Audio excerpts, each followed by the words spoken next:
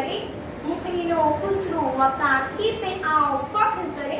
ये मुल्क गालिबों इकबालों कालिदास का है, वकारे गौतमों चिश्ती पे आओ फख्र करे। मोहतरम जनाबे सदर मुआज़ साहिबान और अजीज साथियों, अस्सलामु अलैकुम। सदर मोहतरम, वक्त की नज़ाकत का इदराक करते हुए आज जिस मौजू पर लबकुशाई का मौका मिला है वो उर्दू के अजीम शायर अल्लामा इकबाल की शौरे आफाक नज़्म का एक मिसरा है। मजहब नहीं सिखाता आपस में बैर रखना। अरबाब इल्म व दानी, मजहब दरअसल एक तरीक़े ज़िंदगी है जो हमें मुसावात, बाहमी उख़्वत, मोहब्बत, ईसान, सखावत, शराफत, रहमदिली, अदल, रास्तगोई और खुदा की इबादत के साथ जिंदगी गुजारने की तालीम देता है। किसी भी मजहबी किताब को उठाकर देख लीजिए, कोई मजहब इस बात की कतई इजाजत नहीं देता कि आप किसी और मजहब की तौहीन करें या बदसलूकी करें। आपस में नफा के बैर रखना किसी भी मजहब का हरगिज ये पैगाम नहीं। उपनिषद ने लिखा है, वसुधैव कुटुंबकम, यानी सारी दुनिया एक घर है और हम सब भाई भाई। वेद, गीता, उपनिषद, बाइबल, तौरात और कुरान तमाम मुकद्दस किताबें अमन व मोहब्बत का पैगाम देती हैं और ये किताबें कहती हैं, संग को मोम करे पल में हमारी बातें, संग को मोम करे पल में हमारी बातें, लेकिन अफसोस यही है कि कहाँ सुनते हो। सदर मोहतरम, दीन इस्लाम तो सरापा अमन व मोहब्बत का नाम है। दीन इस्लाम तो मुआफी दरगुजर का नाम है।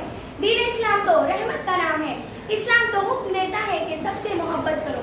किसी शायर ने क्या खूब कहा है, यही है इबादत, यही दीनो ईमा, यही है इबादत, यही दीनो ईमा कि काम आए दुनिया में इंसान के इंसान। रसूल सल्लल्लाहु अलैहि वसल्लम दीन के मुतालिक फरमाते हैं कि क्या दीन मोहब्बत के अलावा भी किसी शय का नाम है? नबी करीम सल्लल्लाहु अलैहि वसल्लम की तमाम जिंदगी मखलूक से मोहब्बत की जिंदगी है। आपने जानवरों से, परिंदों से, इंसानों से गर्ज हर्जी जानो बेजान से मोहब्बत फरमाई और ये पैगाम दिया कि मोहब्बत ही रहमत है। यही तमाम मज़ाहिब की रूह है। दीन तमाम जहानों के लिए रहमत है। अल्लाह ने आप सल्लल्लाहु अलैहि वसल्लम को रहमतल लिल मुस्लिमीन नहीं बल्कि वमा अरसलनाका इल्ला रहमतल लिल आलमीन कहकर मुखातिब किया। सूरह अनफाल में इरशाद है कि किसी के माबूदों को बुरा न कहो।